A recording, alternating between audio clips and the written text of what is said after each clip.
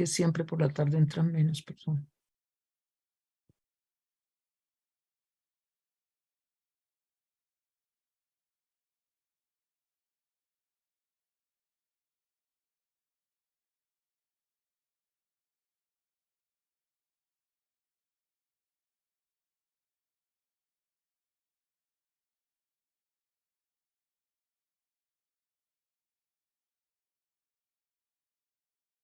Bueno, muchísimas gracias por estar aquí. Abrimos esta tarde del tercer día del seminario que hemos estado trabajando tan juiciosamente. Y el eje que afrontamos es el eje 6, lenguajes políticos de la economía, la riqueza y el trabajo. Este eje para este periodo, puesto que son los mismos ejes durante todo el tiempo que cubre el proyecto desde principios del siglo XIX hasta ahora, para este cuarto volumen este eje se describe de la siguiente manera. Parte del supuesto de que saberes como la planeación, la agronomía, la demografía y la economía fueron recursos fundamentales para construir nuevas formas de articulación y confrontación entre actores económicos, agentes estatales, saberes expertos y organizaciones gremiales, cooperativas y sindicales. La política económica nacional, esbozada a fines de los años 40, aceleró la diversificación económica del país. Los debates sobre sustitución de importaciones, la investigación agroecológica especializada, las misiones y la investigación asociadas con el desarrollismo le dieron un nuevo lugar al Estado. Ese es el planteamiento general.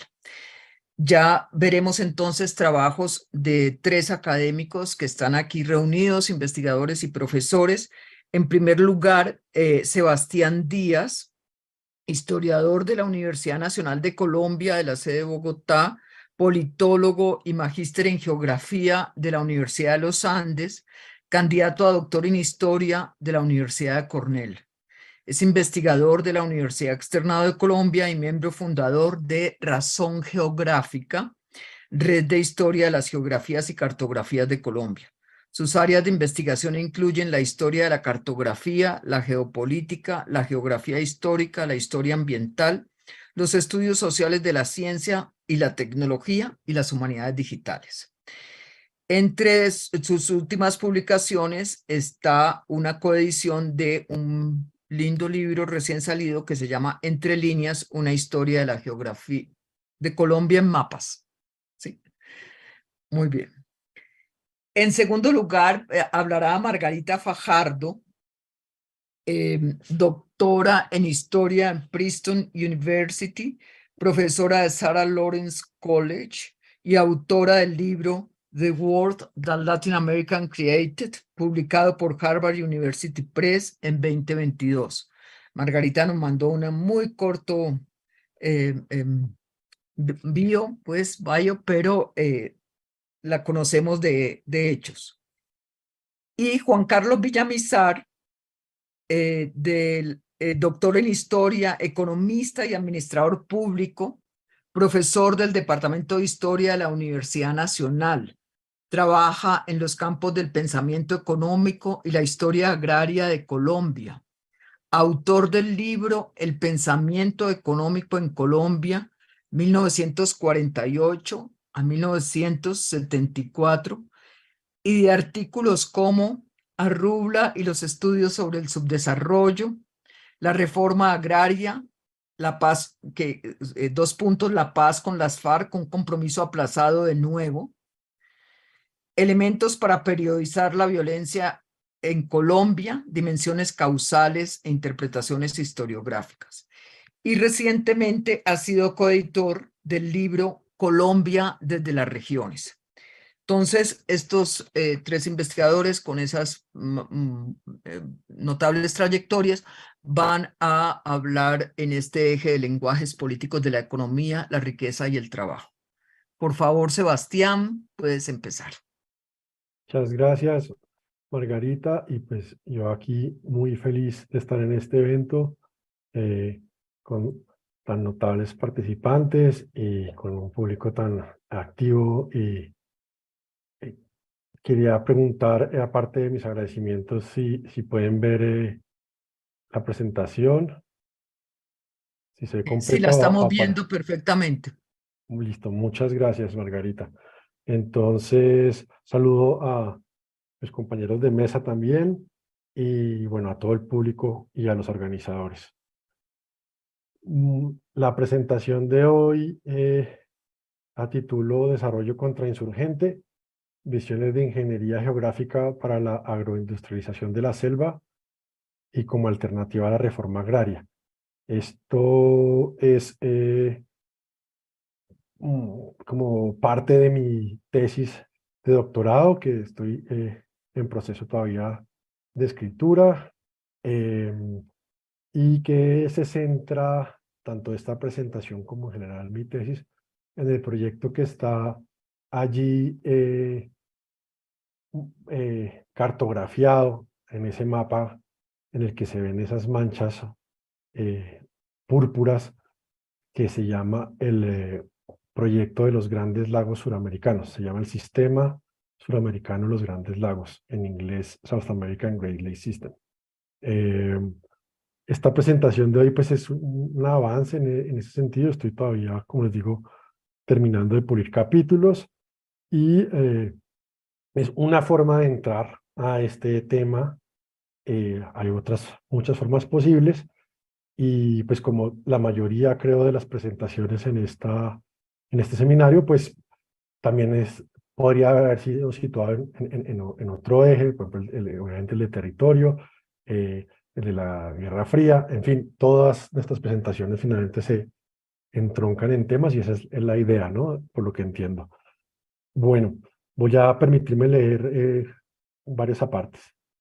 Voy a leer primero como el resumen que propuse para marcar el tono y pues quiero advertir que, como les digo, esto es una versión que no desarrolla plenamente pues todo el tema, ni más faltaba, simplemente es una introducción, ¿no? Bueno, resumen. Con base en ejemplos de mi tesis de doctorado, analizo políticas y saberes expertos que marcaron la segunda mitad del siglo XX. En particular, y con un énfasis cartográfico, examino conexiones olvidadas entre ingeniería geográfica, contrainsurgencia y ordenamiento del territorio. Me centro en dos megaproyectos, dos megainfraestructuras: el Sistema Suramericano de los Grandes Lagos, que aquí está a la izquierda, y el Canal de los Grandes Lagos del Chocó, que es uno de esos proyectos que está ahí. Que aunque jamás fueron construidos, afectaron saberes, políticas e instituciones de ordenamiento del territorio, así como proyectos posteriores de desarrollo y contrainsurgencia. Examino por qué miembros destacados de las élites modernizadoras y desarrollistas latinoamericanas estuvieron dispuestos a contemplar la construcción de estos grandes lagos como alternativas a las políticas de reforma agraria, a considerar incluso el uso de excavaciones nucleares y a consentir con la inundación de enormes regiones selváticas de sus países. Todo en aras de estimular desarrollo económico mediante la agroindustrialización y colonización planificada de las fronteras internas, el desarrollo hidroeléctrico y la lucha hemisférica contra el comunismo. Entonces esto entronca pues con todos los temas que se ha hablado de modernización como anticomunismo. Aquí se ve a la izquierda el proyecto de los Grandes Lagos del Chocó, tomado de otro mapa que lo detalla más. Ahorita hablaré un poquito de eso. Eh, me están moviendo, me quedo trabado. Ah, ya, ahora sí, pero se me ha trabado aquí la presentación. En 1970, Arthur Domingue, analista de la FAO, Organización de las Naciones Unidas para la Alimentación y la Agricultura, también miembro del Comité Interamericano para el Desarrollo Agrícola, SIDA, y consultor del Banco Interamericano de Desarrollo, BID, publicó un artículo titulado Colonization as an Alternative to Land Reform, El título del artículo, publicado por la Agencia Norteamericana de Desarrollo Internacional, AID, se podría traducir al español de dos maneras: colonización como una alternativa a la reforma agraria o colonización como alternativa a la política estatal de expropiación de tierras, ya que en inglés se puede distinguir entre land reform, la política estatal de redistribución de tierras generalmente por expropiación, y agrarian reform, una serie de estrategias agrarias suplementarias a dicha distribución de tierras. El analista de FAO, SIDA y BID criticaba, por razones económicas y políticas, la tendencia en curso en América Latina de sustituir tanto las políticas de redistribución de tierras como los programas más amplios de reforma agraria por proyectos de colonización de tierras nuevas. Criticaba, sobre todo, que los proyectos de colonización implicasen la apertura de nuevas tierras en regiones apartadas o selváticas. Solo en contados casos, recalcaba el analista, los proyectos de colonización lograban reemplazar efectivamente políticas redistributivas. La colonización exitosa de tierras vírgenes, aclaraba el analista, tierras vírgenes entre comillas, dependía de grandes y lentas inversiones públicas en infraestructura, tales como carreteras de penetración de la selva, entre comillas, o otras infraestructuras de navegación fluvial, por ejemplo. Desviar los escasos recursos destinados a afrontar los problemas agrarios hacia estrategias de desarrollo fronterizo no solo contribuía poco a solucionar los problemas agrarios más urgentes, consideraba el analista, sino que en la mayoría de los casos empeoraba la situación agraria de otras regiones. Para rematar, el analista concluía que los ejemplos de administración estatal de proyectos de colonización eran catastróficos, comillas.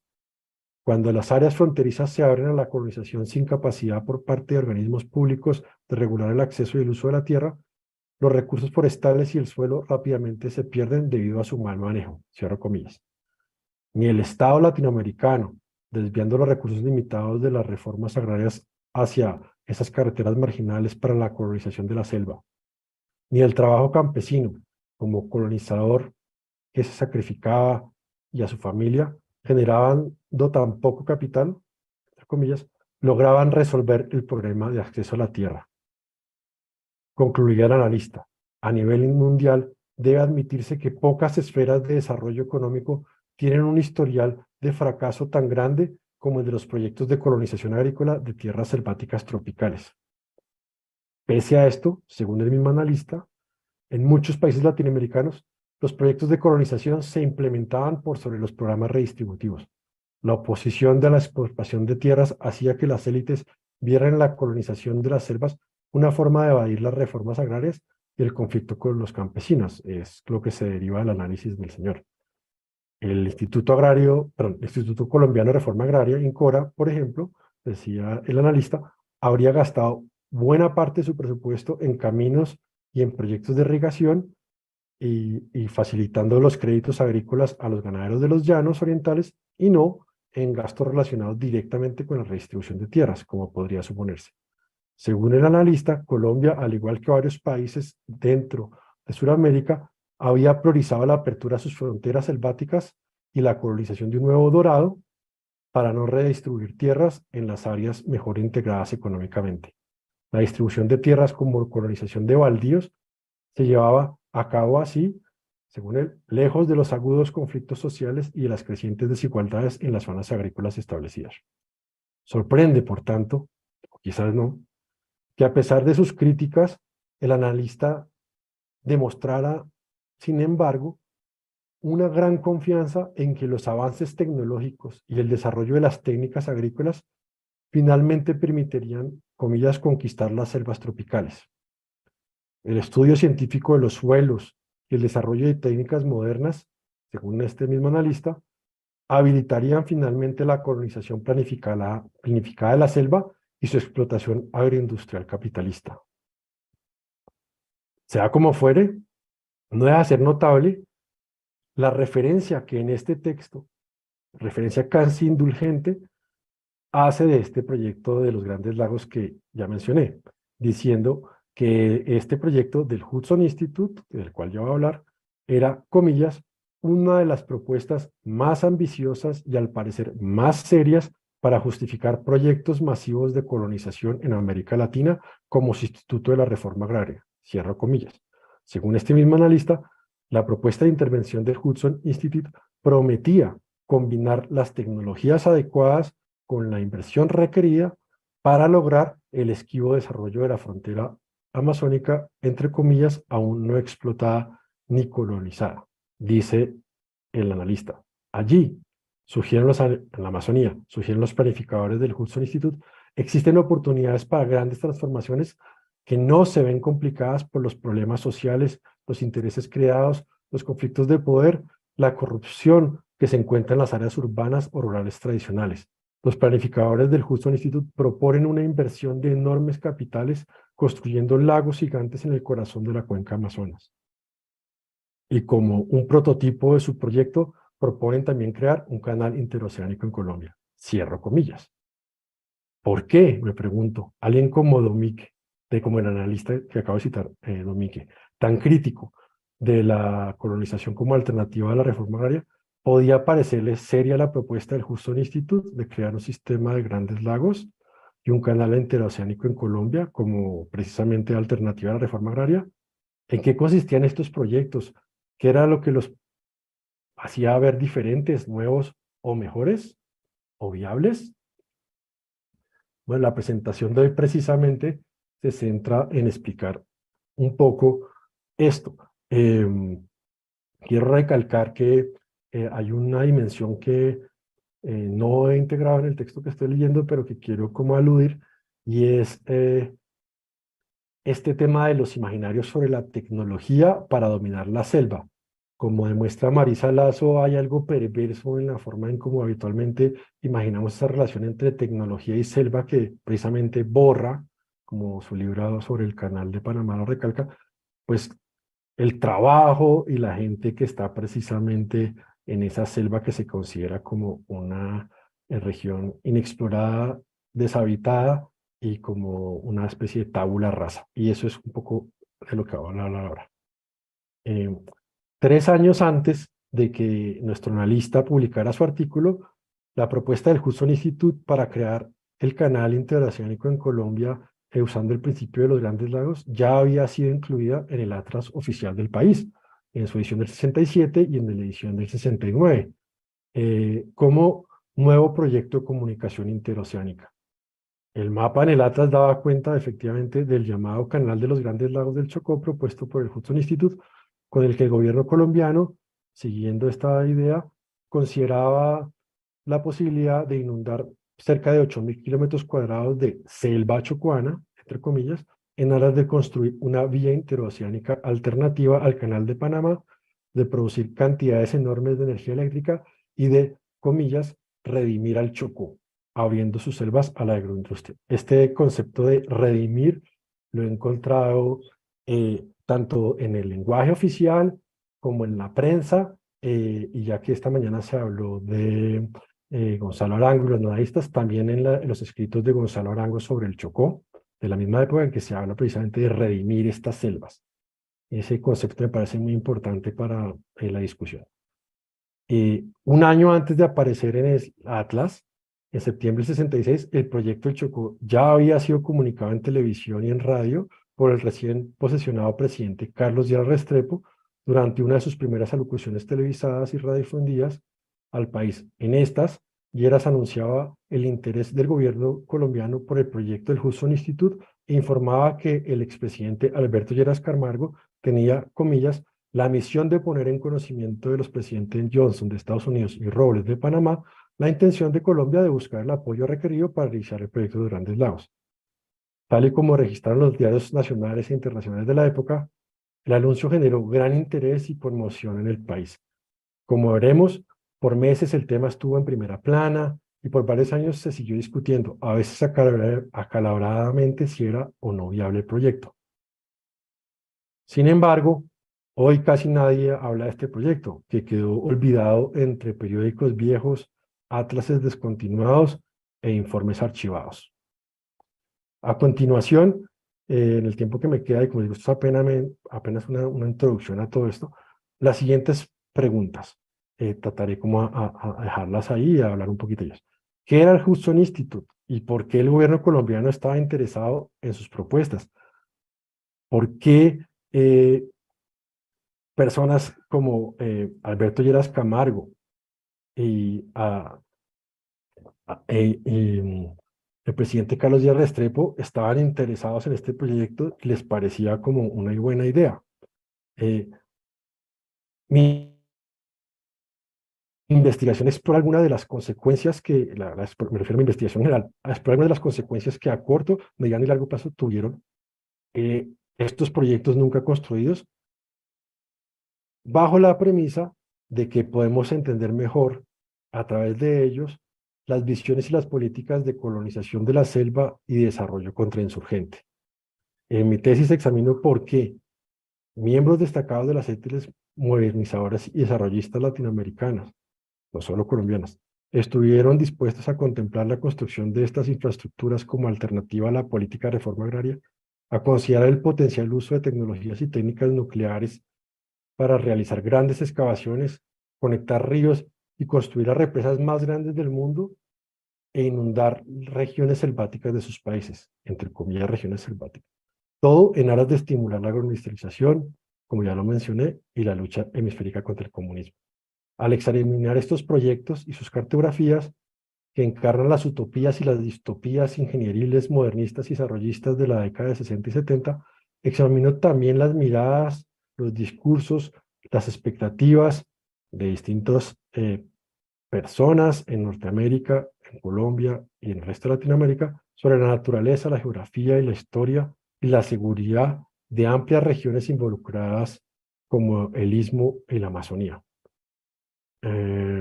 Bueno, aquí hay algunas imágenes sobre lo que es la excavación nuclear. Entonces, a partir de 1964, voy a hablar un poquito del Hudson Institute. A partir del 64, Herman Kahn, aquí a la izquierda, y su asociado Robert Bob Panero, a la derecha, del Hudson Institute, empezaron a promover a instituciones como el BID y la agencia y la AIDE una ambiciosa y arriesgada iniciativa de ingeniería geográfica que prometía apalancar dramática, pero efectivamente, el desarrollo económico de la Amazonía. La idea a la que llegarían, sustentada en mapas y diagramas, era componer, arreglar, enmendar la geografía económica del subcontinente mediante el represamiento de caudalosos ríos suramericanos, incluyendo el Amazonas, y la generación de extensos lagos artificiales conectados entre sí. Según Kahn y Panero, la materialización del concepto de los grandes lagos permitiría cumplir viejos sueños suramericanos de integración económica, articulando por fin las economías y los mercados emergentes del subcontinente, hasta ahora separados por regiones selváticas poco exploradas y explotadas, entre comillas. En las presas se instalarían enormes turbinas que, aprovechando el gigantesco caudal de estos ríos, generarían formidables cantidades de energía hidroeléctrica y a bajo costo, cuya venta contribuiría al financiamiento de las zonas requeridas. Inspirada en propuestas decimonónicas de integración fluvial suramericana, la propuesta de Kahn y Panero se fundamentaba, en todo caso, en convicciones e imaginarias geográficas de la economía y la política del desarrollo del siglo XX. De una parte, el convencimiento general, entonces manifiesto, de que Suramérica era, comillas, víctima de su propia geografía, y así que su quebrada topografía y sus enormes selvas tropicales húmedas, entre comillas, obstaculizaban el desarrollo de la región. Extensas zonas de selva húmeda del interior de Sudamérica, convencionalmente representadas en mapas como grandes manchas verdes de selva virgen, eran concebidas como áreas despobladas, marginadas, anegadizas e improductivas. La especificidad de este enfoque de este instituto, que era el análisis de sistema y la aplicación de toda la experticia en la guerra nuclear y en cómo la recuperación de una potencial guerra termonuclear era comparable a las ideas de desarrollo. Toda esta idea de que la recuperación económica de una guerra, de posguerra, era equivalente se podía relacionar con la idea de desarrollo, llevó a una serie de categorías de análisis del territorio, según las cuales la zona C, esas áreas no desarrolladas y esas áreas no explotadas, a diferencia de las zonas A y B, rurales y urbanas, eh, permitirían que las zonas C, esas zonas no explotadas, dejaran de salir de la trayectoria histórica en la que iban en convertirse en zonas B rurales atrasadas y conflictivas, donde, entre comillas, florecían la alienación, la frustración social, los movimientos clandestinos de bandidos, aventureros y revolucionarios. Hay toda una regionalización aquí del subdesarrollo y la como proclividad hacia la insurgencia que hacía parte de todos estos análisis de sistema y de todas estas ideas que trabajaba este instituto, que hacía pues parte del complejo militar industrial norteamericano. Lo interesante es que el concepto de los grandes lagos se apoyaba en distintas condiciones geográficas, económicas y sociopolíticas en boga en el momento, y muchas de los cuales, como voy a mostrar a continuación, fueron desarrolladas y apoyadas y adaptadas en la Universidad de los Andes. Una de las menos explícitas, pero no por ello menos importantes convicciones, era que los grandes lagos de Norteamérica habían sido un elemento geográfico clave del desarrollo industrial y comercial de los Estados Unidos y Canadá.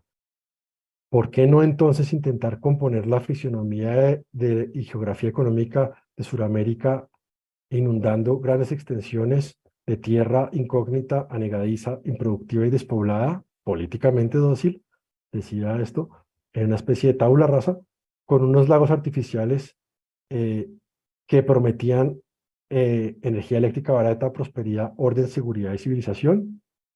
Con sus mapas sencillos y audaces, el sistema suramericano de los Grandes Lagos llamó la atención de algunos gobiernos de la región, en particular los de Colombia y Perú, donde se organizaron múltiples vuelos exploratorios sobre varios ríos amazónicos entre el 65 y el 67.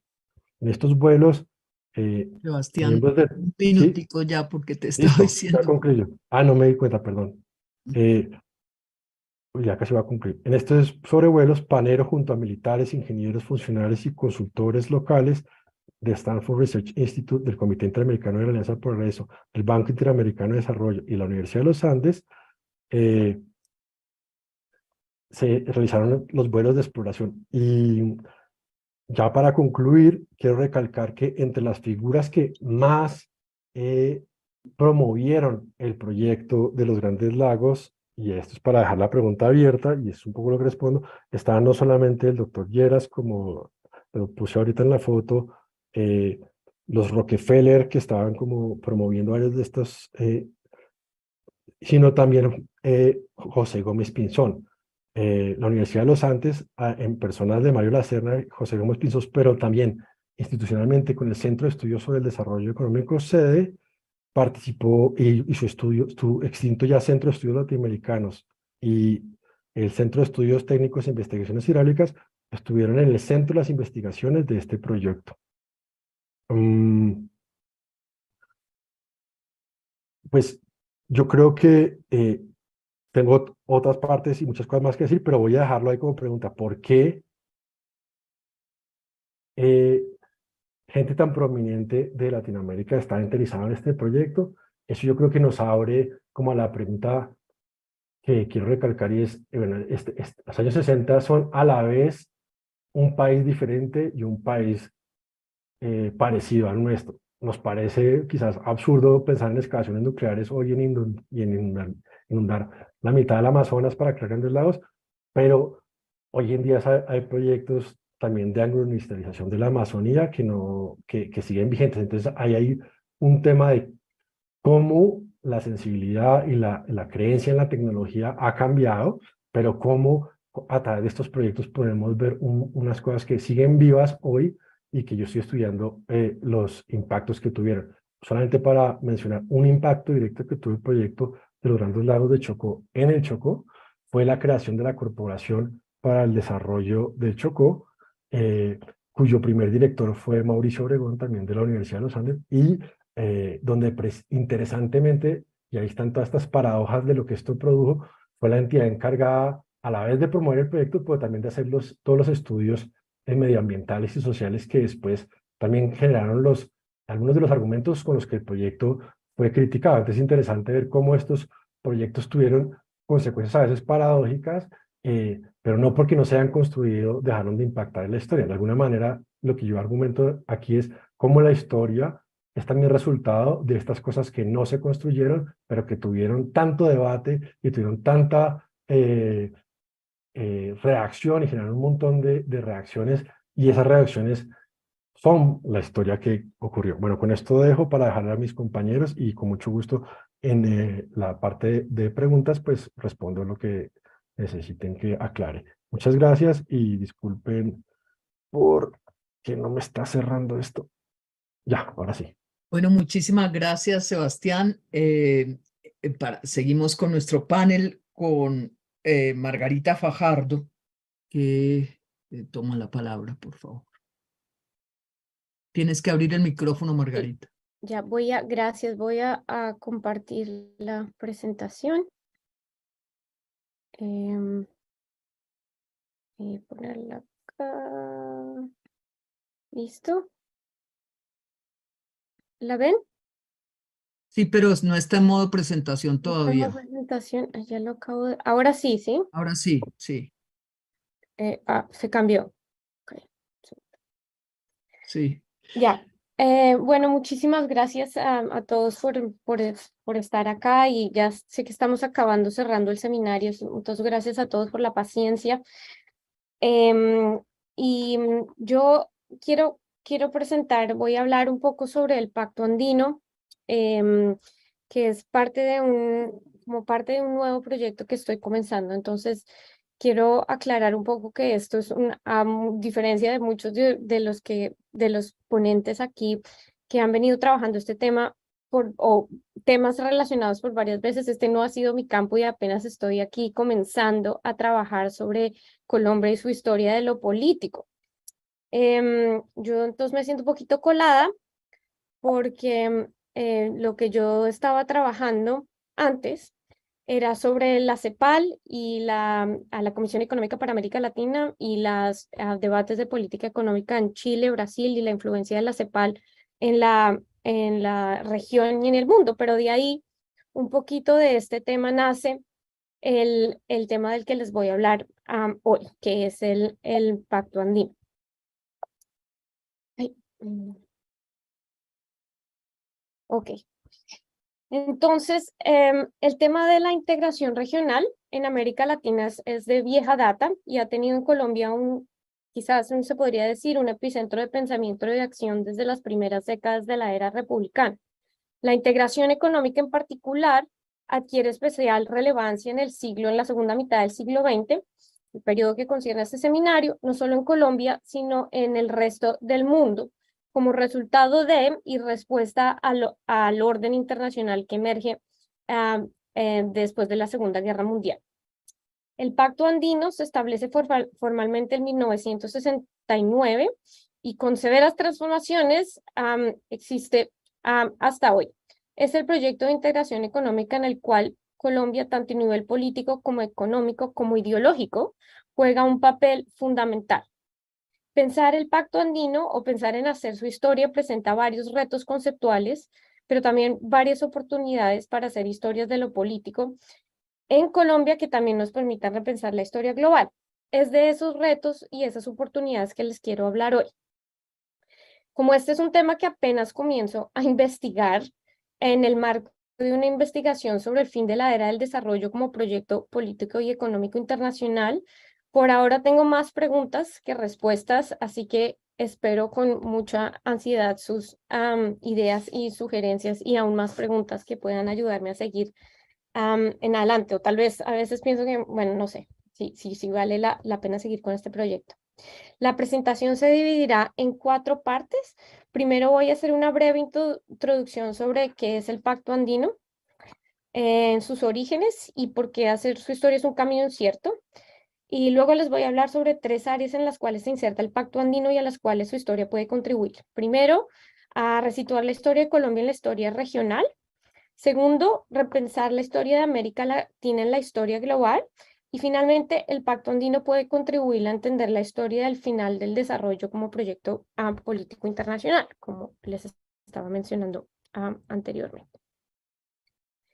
Bueno, estas son las tres partes de las que les voy a hablar. Ahora, ¿qué es el Pacto Andino? El Pacto Andino es un proyecto de integración económica subregional con miras a estimular el desarrollo equilibrado de sus miembros. Esto es muy importante. Los 6 países que son atravesados por la cordillera de los Andes. Para estimular el desarrollo económico, el pacto establece 2 grandes líneas de acción. Por un lado, una liberalización del comercio y creación de un mercado común con un arancel externo. Y por el otro, la planeación industrial por sectores y por países.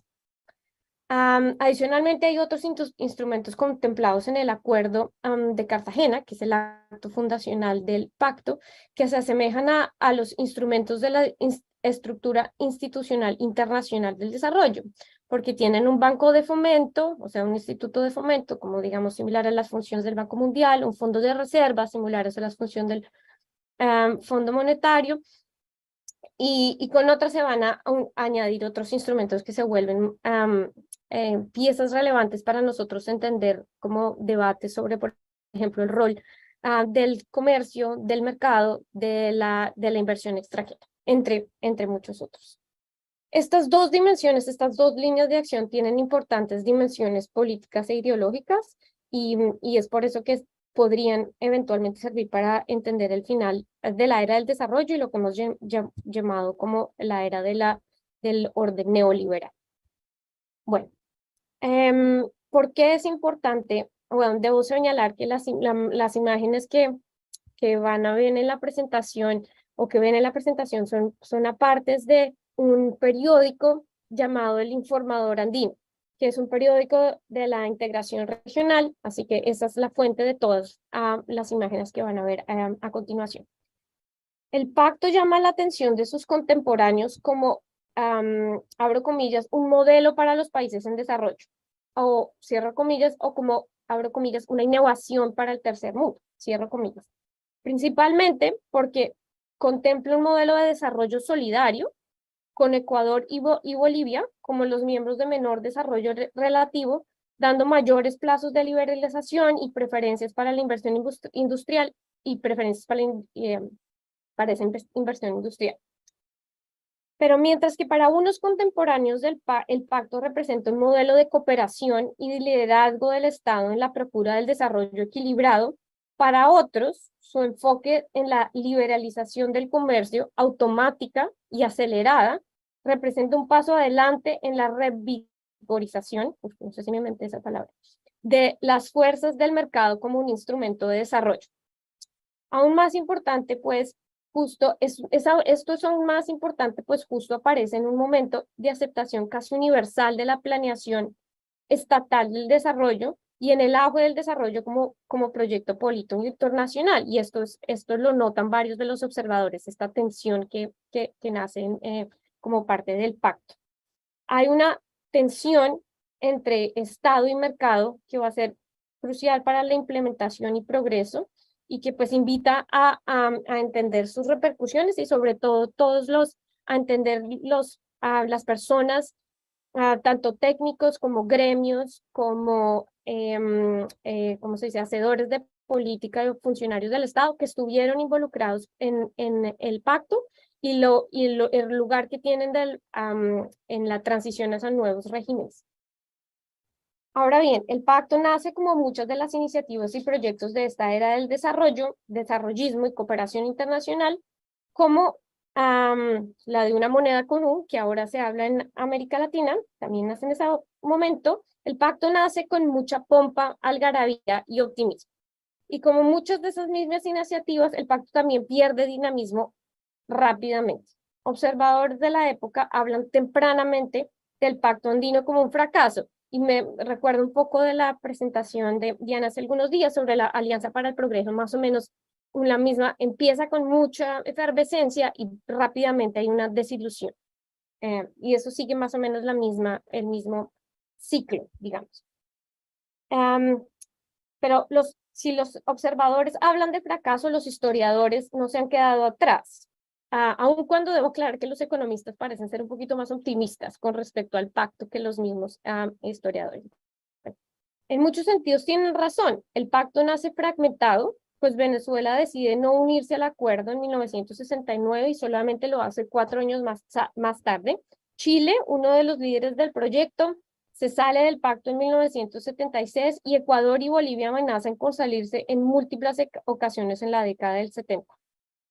Las cifras sobre progreso en términos de aumentos de comercio o de desarrollo industrial tienen resultados contradictorios y difíciles de atribuir exclusivamente a la integración económica. Y no pues a los muchos cambios en la economía mundial y en la economía regional que están ocurriendo en los 70s y 80s. El pacto entonces plantea el no muy atractivo proyecto de escribir una historia de un fracaso. Y es por eso que yo tengo ahí medio mis dudas y agradezco sus comentarios. Y no solo de un fracaso, sino de un proyecto fallido, de una serie de instrumentos, de una serie de, o sea, cómo escribir la historia de un no acontecimiento, de una serie de instrumentos, instituciones políticas e ideas que parecen no tener peso o trascendencia. Entonces es la parte que estoy luchando un poquito metodológicamente, pero que todavía pienso, como les voy a explicar más adelante, que hay posibilidades. Ok, entonces, ¿por qué estudiar el pacto andino, dada esta situación? Bueno, ahí esto le estaba hablando, se me olvidó pasarle la diapositiva. Bueno, primero, la historia del pacto andino puede ayudarnos a repensar la historia de Colombia dentro de la historia de América Latina. En la era de la industrialización por sustitución de importaciones, planeación económica y desarrollo liderado por el Estado, Colombia aparece mirando al norte en busca de modelos, alianzas e instrumentos, más o menos en las líneas como Sebastián lo estaba presentando anteriormente, pero es bastante común en la literatura sobre la época y sobre Colombia en general. Se habla de misiones extranjeras, de los expertos norteamericanos y de la formación norteamericana de los técnicos de un Estado cada vez más grande y un ejecutivo con más responsabilidad en la política económica. Sin embargo, el Pacto Andino representa una mirada de Colombia a los países del sur, no solo como aliados en una nueva empresa económica, sino también en búsqueda de modelos y propuestas. Permítanme elaborar un poquito en esto. Se supone mucho, pero se sabe poco sobre los orígenes políticos e intelectuales del pacto. Aquí en la pantalla ven una carta de Alberto Lleras, de Carlos Lleras al presidente Eduardo Frei, en la que están empezando a discutir, en la que discuten los temas del pacto. Se asume que el pacto nace de un descontento con otros procesos de integración, como el de la Asociación Latinoamericana de Libre Comercio. Parte del descontento nace por la lentitud del proceso, pero también por el peso y el poder que ejercían Brasil y Argentina, dada su mayor capacidad económica. En otras palabras, nace de la necesidad de evitar convertirse en la periferia de la periferia. Así pues, no solo la manera en que se conceptualiza la necesidad del pacto como un mecanismo de superar las relaciones centro-periferia, sino también la posición y trayectoria de sus líderes políticos invitan a pensar una gran influencia de la Comisión Económica para América Latina y de los cepalinos, el importante foco de pensamiento y política económica de América Latina y el sur global en este periodo. No hay que olvidar que Carlos Lleras Restrepo y Eduardo Frei, el presidente de Chile, quienes lideran la iniciativa del pacto, eran no solo grandes amigos, sino grandes admiradores de Raúl Prebisch y de la CEPAL. Los cepalinos tuvieron gran influencia en el gobierno de Frei y de Allende más adelante, que también va a dar mucho soporte al pacto, y se asume entonces también que tuvieron influencia en la implementación del mismo. A través de esta iniciativa se podría repensar entonces esa excepcionalidad de Colombia dentro de la región, especialmente en términos de la mirada al norte en vez de al sur, aunque como expliqué inicialmente, ahí apenas estoy empezando y tengo varias, hay que aclarar esto empíricamente, es lo que quiero decir.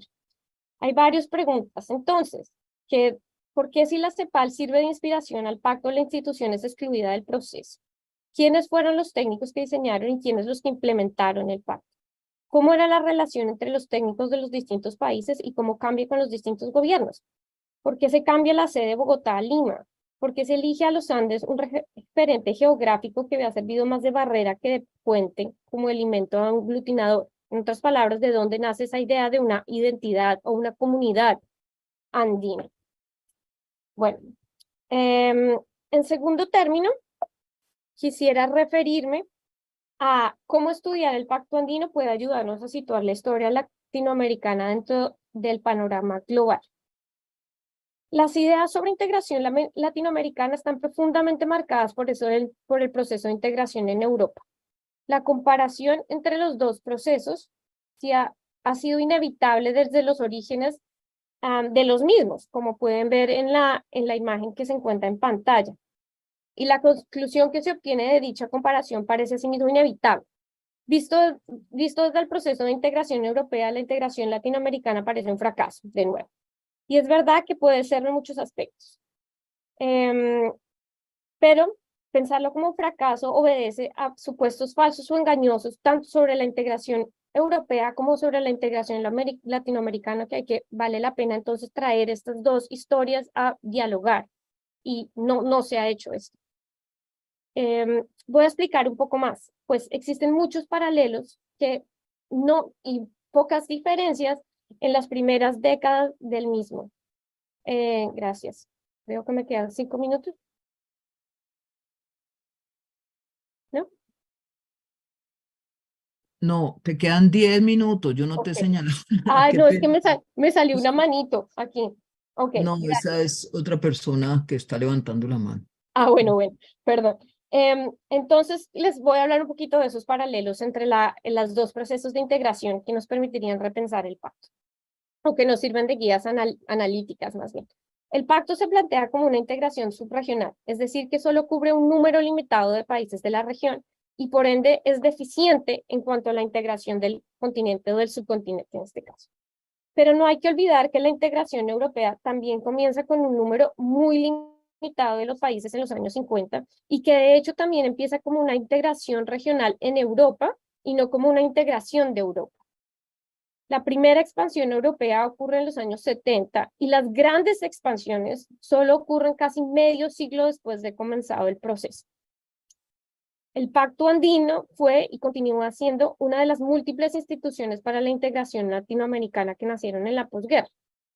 La multiplicidad de instituciones y procesos implica obviamente división y competencia en un proceso que en principio estaría diseñado para crear unión y convergencia. Pero para ponerlo en el contexto de la integración europea, es importante recordar que en el viejo continente también surgieron y siguen existiendo diferentes instituciones que compiten por representar y liderar el proyecto de integración, como el Acuerdo Europeo de Libre Comercio, la Comisión Económica Europea, la Organización de la Cooperación Económica Europea, etcétera, etcétera. Y solo después de 3 décadas se consolida como la Comunidad Europea como institución dominante. Tercero, no que el Pacto Andino vaya a llegar allá, pero sí nos sirve para ponerlo en contexto.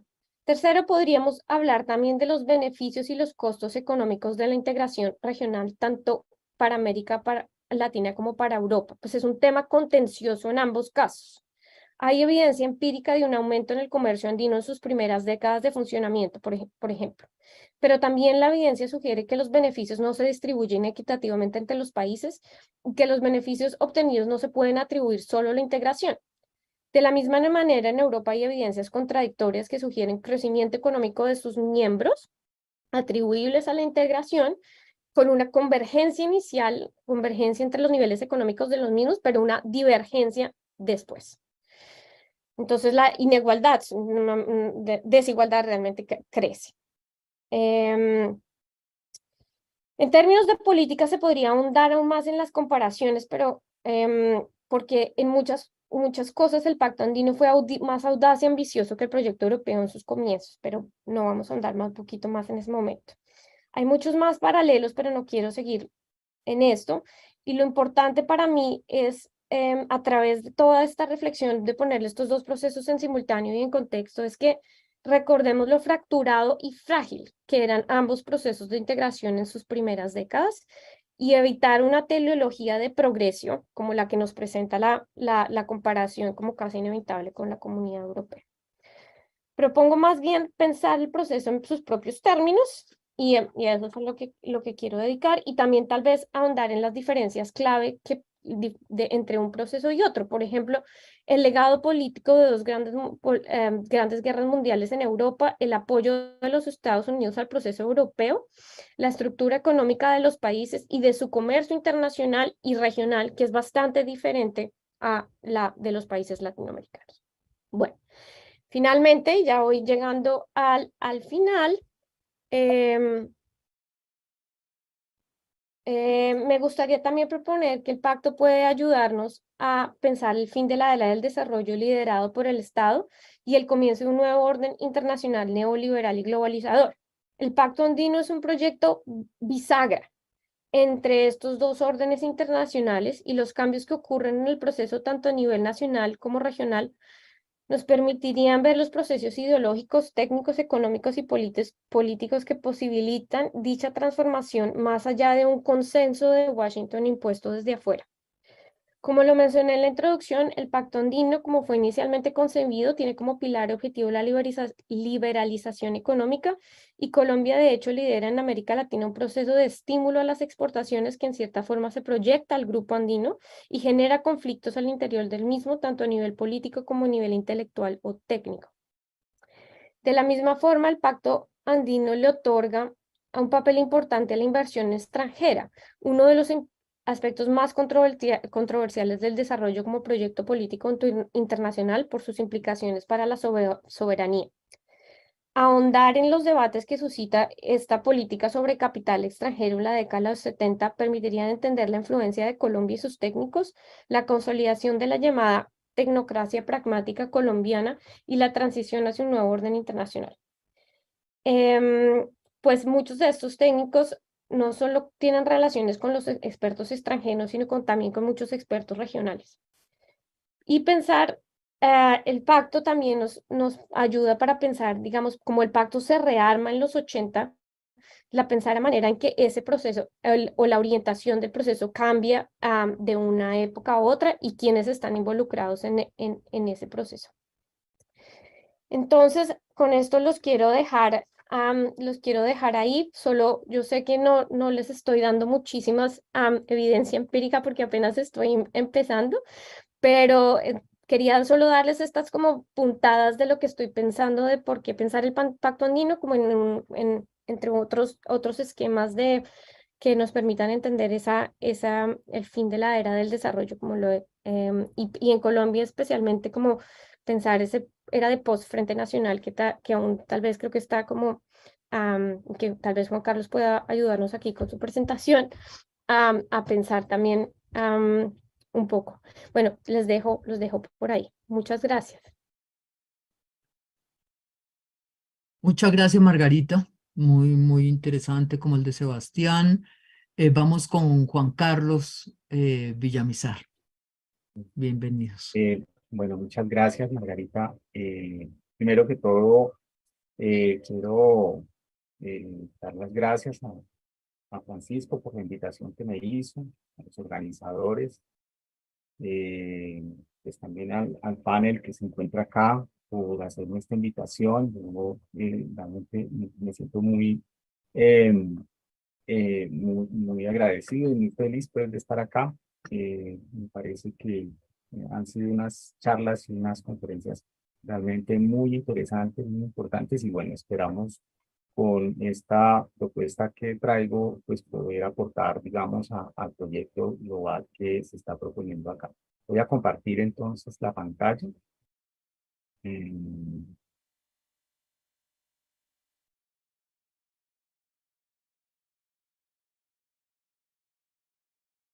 Ahí.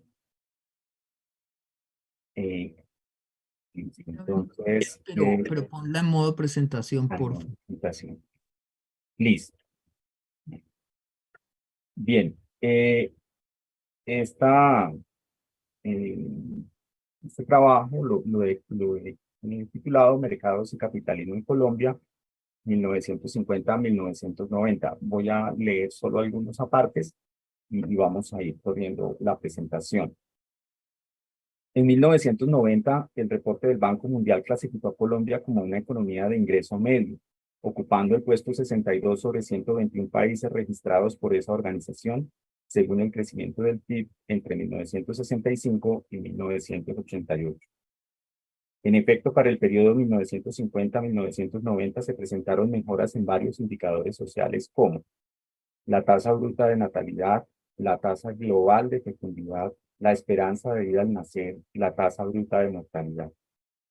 En todos los casos, Colombia se encuentra en el rango medio entre los países de similar desarrollo de América Latina.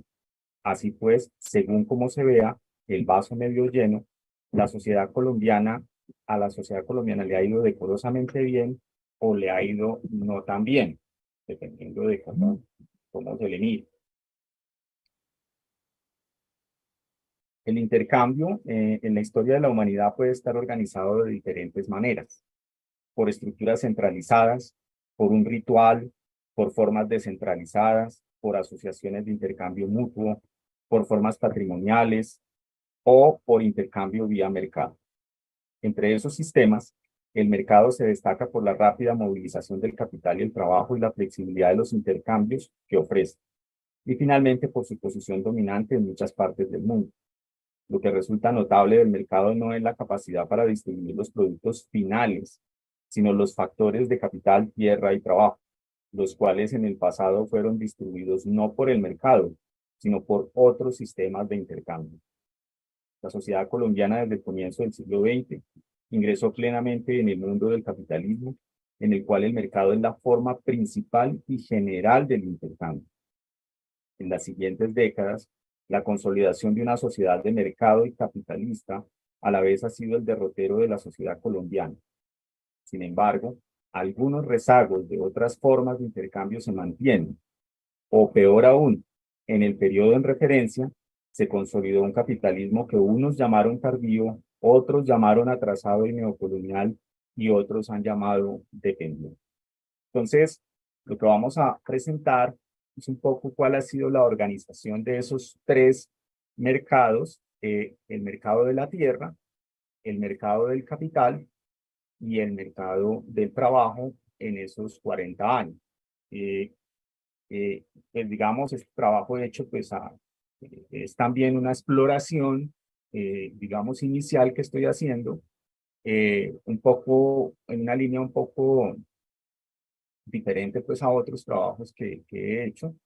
Y de esa manera pues también pues puede haber aquí, digamos, pues muchas preguntas, muchos interrogantes, y debo también pues como agradecer a todos los que han escrito sobre este tema, una extensa literatura, y aquí hay un trabajo muy fuerte sobre todo en términos de la estadística, o sea, lograr consolidar información estadística no resulta fácil, tiene unos problemas metodológicos, en fin, de muchas razones, y por eso, digamos, pues presentaré muchas tablas, pero trataré pues de explicar lo mejor posible. Veamos entonces qué pasó con el mercado de la tierra. La tierra se puede ver en dos grandes franjas, los cambios estructurales que ha tenido el agro colombiano y por el otro lado las políticas públicas que se aplicaron al agro. Digamos, esos son los dos grandes movimientos que se pueden observar. Lo primero es que el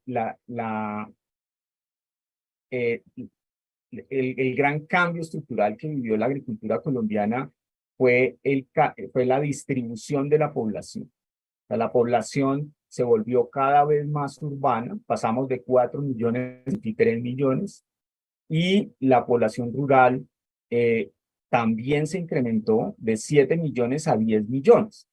Lo que pasa es que su distribución global cambió y pasamos de tener el 60% de la población en el campo a tener el 31%. ¿Qué sucedió en ese... Ay, ¿qué pasa? ¿Cómo la paso? Ay. ¿Qué sucedió con esa redistribución de la tierra? Surgió, digamos, el primer gran proyecto, y es la colonización. Digamos, se planteó la idea de que se podía hacer una reforma agraria y como bien ya lo señaló Sebastián, la colonización fue lo que predominó. Estas fueron las áreas, digamos, principales que se privilegiaron, sobre todo el sur de Colombia, el Meta, Casanare, en el Magdalena Medio y en el Chocó. en el Urabá Chocuano. Digamos, fueron zonas a donde terminó expandiéndose la población, esa nueva población rural, que principalmente estaba concentrada primero en la zona andina y luego baja hacia las zonas cálidas. Y digamos, fue como el proyecto de reemplazar, digamos, esa idea de la reforma agraria por un proyecto colonizador. Entonces, esa, digamos, es la primera, digamos, estas son las dos primeras, los dos primeros grandes cambios ocurren aquí. El cambio poblacional y su distribución, eso también dio origen, por ejemplo, a nuevos municipios en distintos lugares de Colombia. Lo segundo, asociado al campo, tiene que ver con las políticas públicas que se aplicaron al agro. Las leyes de reforma agraria, hubo varias leyes de reforma agraria, las de los 60, y luego otras a comienzos de los 70, y finalmente una reforma que hay en los años 80 que no tienen, digamos, mayor efecto. ¿Cuál es el problema con esas reformas? Ninguna redistribuyó la tierra. Ninguna la redistribuyó y mantuvo el coeficiente de Gini, lo mantuvo, digamos, en un nivel bastante alto de 0.8, ¿cierto? Si uno mira, digamos, los datos del año del censo del 60, del 70 y del 84, uno observa, digamos, que se mantiene la distribución de la tierra en esas décadas. El otro problema con la tierra tiene que ver con la baja productividad. Entonces, digamos que el mercado de la tierra, bueno, hay que decir antes un elemento sobre las leyes de reforma agraria antes de pasar a eso, y es que las leyes de reforma agraria tuvieron un sesgo completamente anticampesino. O sea, los campesinos no fueron tenidos en cuenta de manera apropiada, solo tal vez con la excepción del gobierno de Carlos Lleras Restrepo por la creación de la ANU. Pero otros datos, por ejemplo, como el crédito agropecuario. El crédito agropecuario fue en contra del pequeño y mediano productor campesino. Casi siempre ese crédito iba hacia los grandes proyectos agroindustriales. El otro componente es que el uso que se le dio a la tierra fue en el periodo, fue un uso inapropiado. Lo que vemos aquí son la cantidad de hectáreas, digamos, para uso agropecuario, que en los años 60 eran de 17 millones y para finales de los 90 estamos hablando de 35.300.000 hectáreas. Esa, digamos, es la cantidad de tierra que se utiliza para los usos agropecuarios. Pero ¿cómo se utiliza? Es decir, los cultivos comerciales pasamos de 896.000 hectáreas a 2.600.000. En los cultivos campesinos llegamos a 2.200.000 hectáreas. Y en la agricultura, en el total, se redondea casi sobre los 5 millones de hectáreas. Vamos, ese es como el panorama. Y en la ganadería estamos hablando de 30 millones de hectáreas. Entonces, digamos que este diagnóstico ha sido igual en los años 50, después en los 70, en los 80, y en los 90 el diagnóstico siguió siendo similar. Cuando uno observa por tipos de cultivo, uno que va encontrando, por ejemplo, en 1 millón de hectáreas, el café transformó completamente la economía nacional. Estamos hablando que el café emplea 550.000 familias aproximadamente, o sea, cerca de 2 millones de personas, produce divisas durante todas estas décadas, produjo las divisas para el desarrollo del país. Digamos, hizo de todo. O sea, con el café se construyó la infraestructura, con el café se transformó completamente la economía colombiana, a través de diversos mecanismos macroeconómicos. Entre los cultivos campesinos, el maíz, por ejemplo, llegó a ocupar 835.000 hectáreas y sirvió para la alimentación, digamos, de la población, ¿sí? Digamos, es un cultivo, digamos, muy importante en ese sentido. Y la ganadería, por su parte, sobre los 30 millones de hectáreas, digamos, tiene una vaca más o menos por hectárea, cerca de 27 millones de cabezas de ganado, y con un problema, digamos, bastante fuerte de productividad por parte de la ganadería.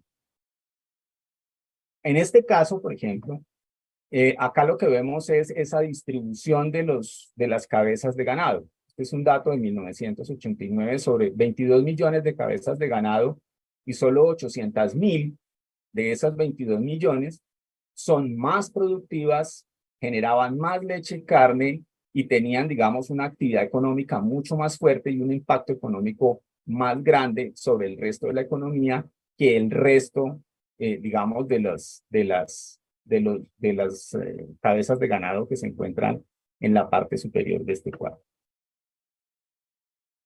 Bien, eso hizo el otro componente, tenía que ver, y ya en el año 70, el Banco Mundial en un informe que hizo sobre la economía colombiana señalaba que la adecuada utilización de tierras está siendo obstaculizada por la especulación con tierras, que a su vez se ve facilitada por impuestos territoriales inadecuados.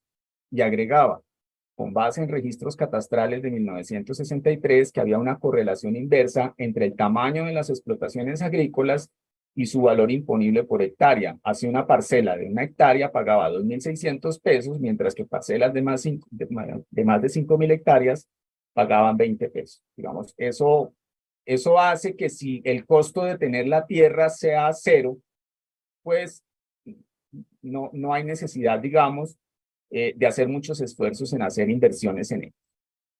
Bien. El segundo grupo es el mercado del capital. Aquí, digamos, está el éxito del modelo económico, del modelo de sustitución de importaciones en Colombia. Creo que esta es la parte más exitosa que se puede destacar. Primero, el Estado participó en la formación de capital junto con los empresarios, pero el Estado principalmente lo hace creando infraestructura y a través de su participación directa con el Instituto de Fomento Industrial. Aquí basta decir simplemente pues, que se crearon carreteras, líneas de teléfono, hidroeléctricas, una gran cantidad de servicios de infraestructura que sirvieron para la integración de los mercados, para integrar a Barranquilla con Medellín, Bogotá, Cali, digamos, los grandes centros regionales del país fueron integrados con esos sistemas. La participación a través del IPI también fue muy importante, se crearon más de 100 empresas, por lo menos se crearon muchas más. El Estado llegó a ser accionista en cerca de 300 empresas durante todo el periodo. Y en empresas realmente fundamentales. Una de ellas es la empresa Paz del Río, que creo que es uno de los proyectos más grandes en los que se embarcó Colombia a mediados del siglo XX.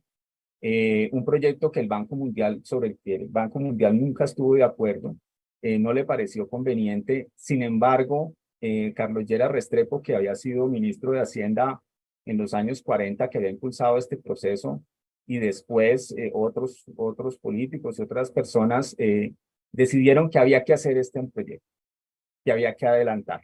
Y se adelantó con un gran costo financiero para el país. Y fue, digamos, importante. Esta, digamos, es una cita del gerente, de uno de los gerentes del IPI en 1946. Y él decía, los 6 años que acaban de pasar durante los cuales se desarrolló el conflicto mundial fueron de dura prueba para el país.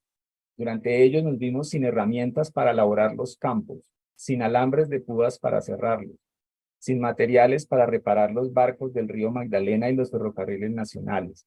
El progreso de nuestras ciudades se vio detenido por la imposibilidad de emprender nuevas construcciones, por falta de hierro y nuestras industrias al borde de paralizarse por falta de repuestos más elementales. Todo esto con la natural consecuencia de la limitación de la producción y el encarecimiento de los alimentos. O sea, era una necesidad imperiosa por causa de la guerra, digamos, crear este proyecto a través del IPI.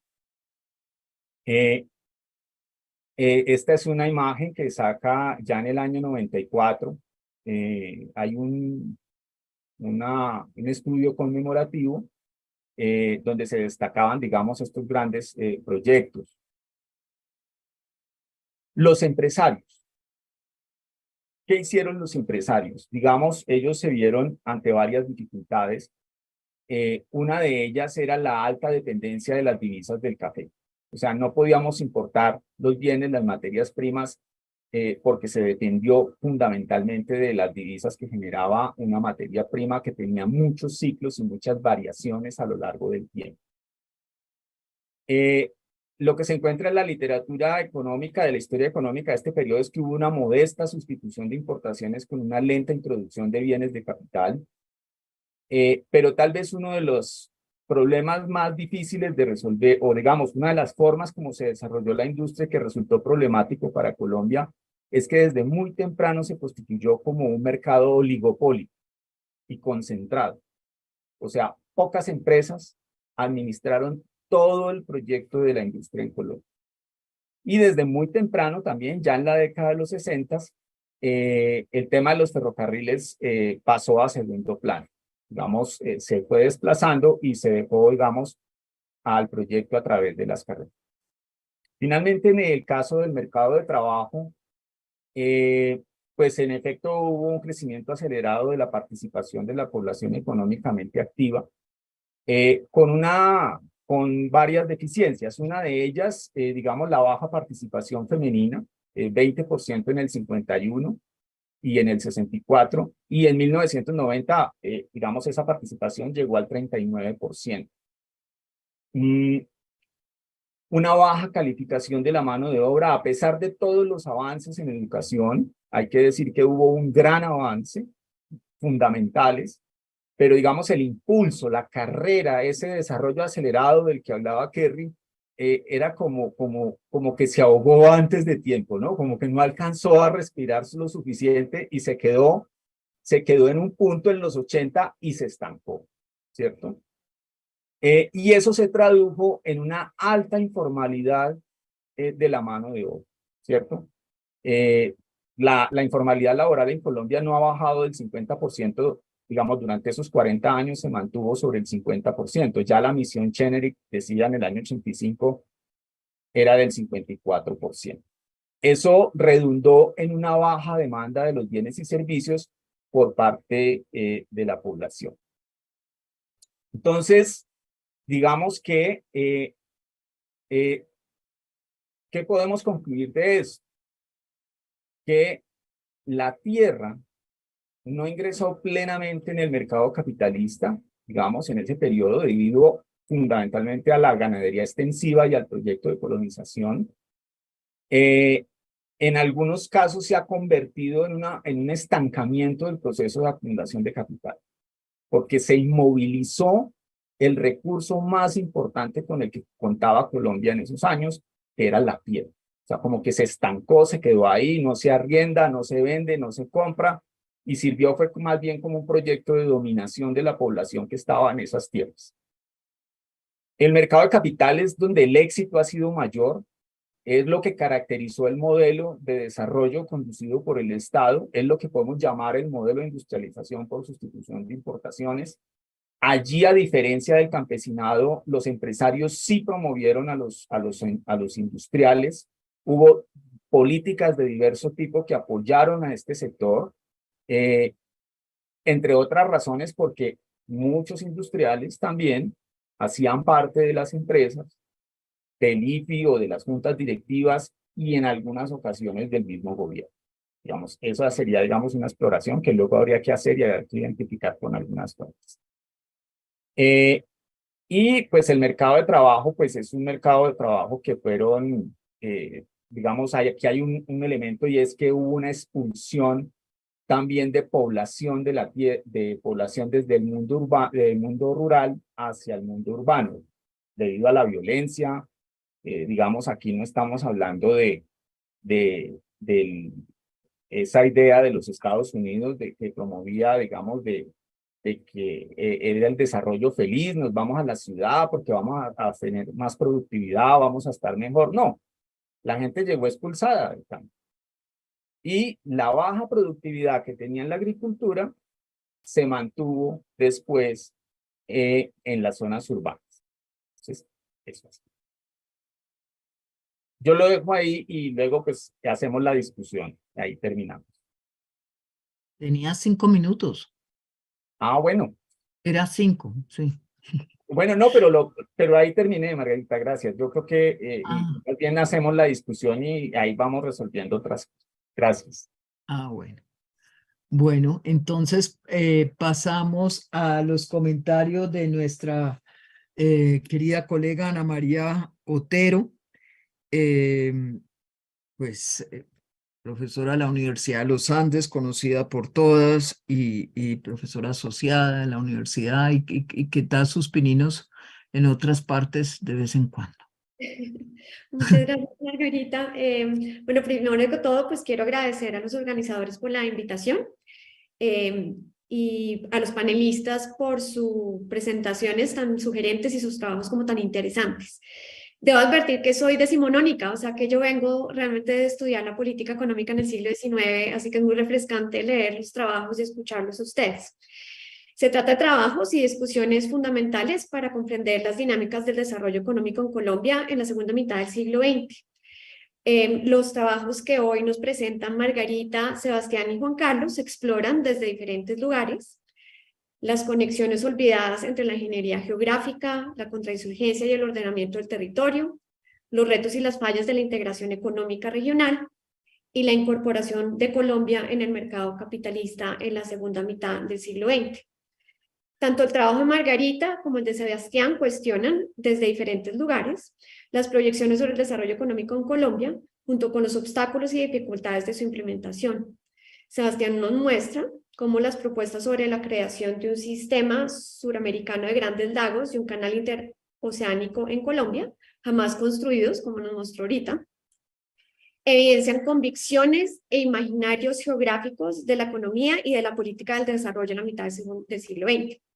Margarita, por su parte, nos invita a explorar cómo el Pacto Andino permite resituar la historia de Colombia en la historia regional y global, y cómo un mejor entendimiento de su naturaleza y evolución puede contribuir a una mejor comprensión de la historia del fin del desarrollo como proyecto político internacional. Ambos trabajos, además, una cosa que me pareció muy, muy interesante, y tal vez ahorita podemos hablar un poco más de eso, en términos metodológicos resultan sugerentes, pues proponen estudiar, en palabras de la misma Margarita, un no acontecimiento.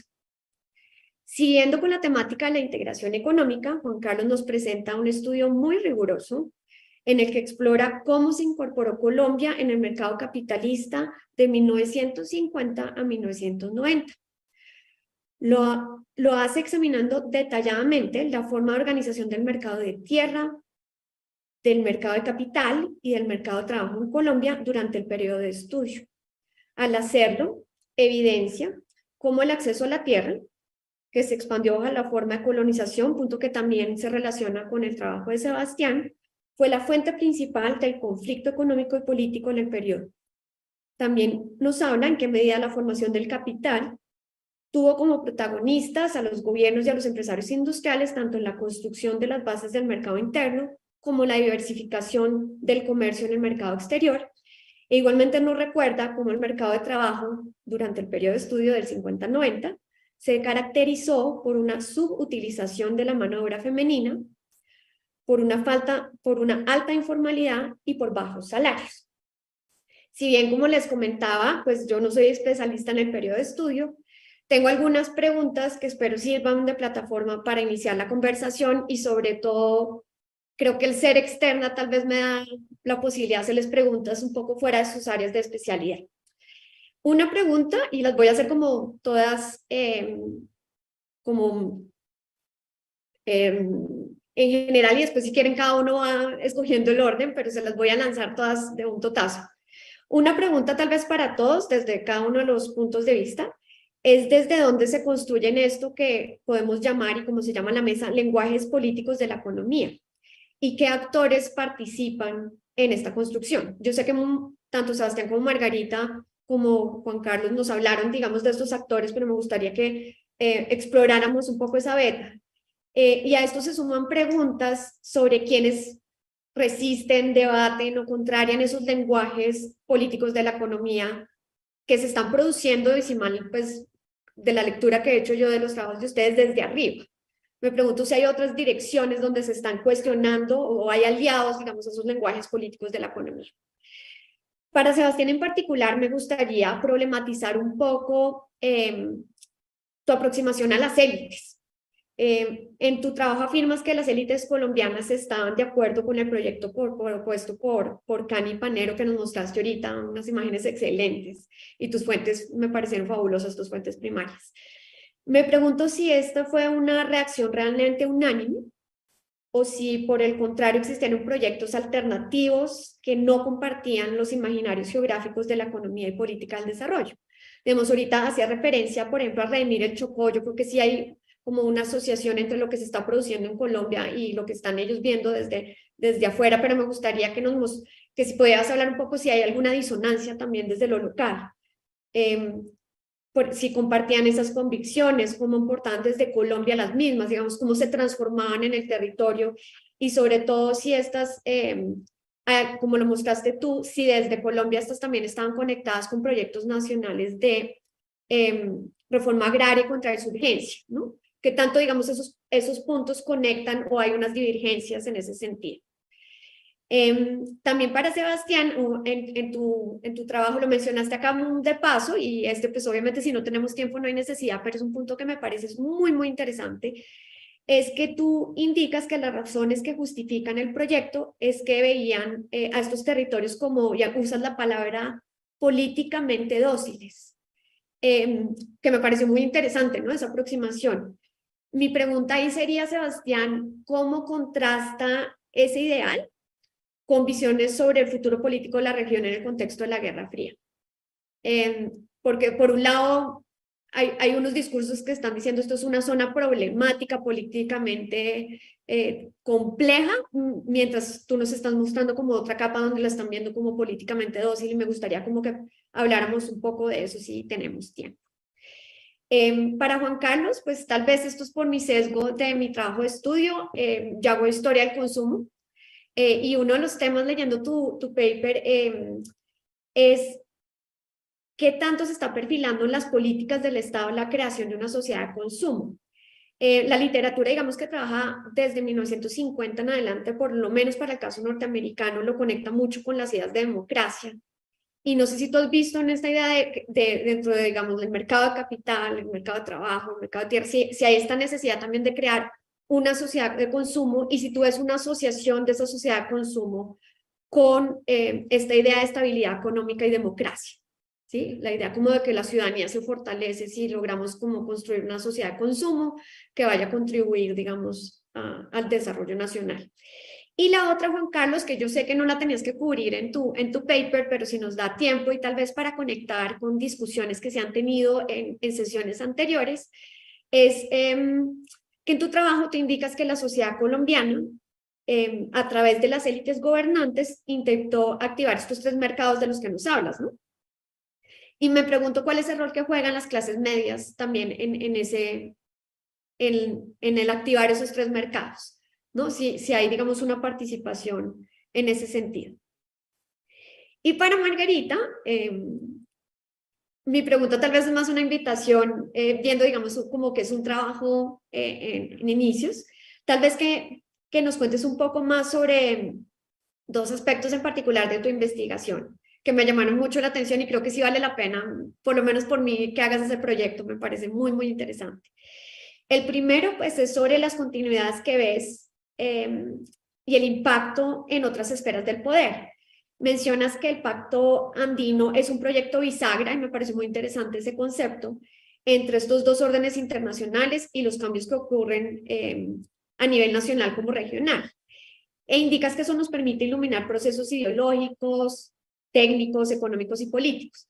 Tal vez te invitaría a que nos contaras un poco en qué otros espacios crees tú o tienes la sensación que se evidencian esas continuidades.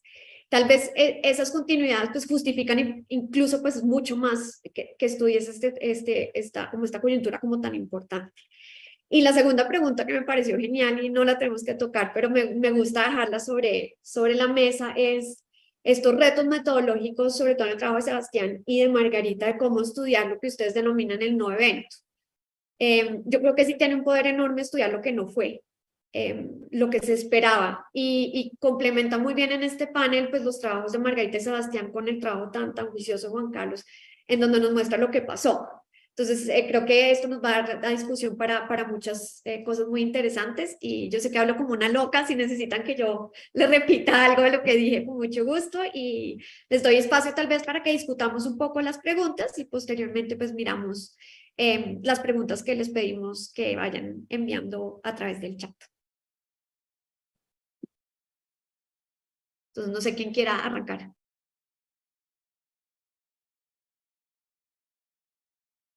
Pues si quieren arranco yo. Dale, Sebastián.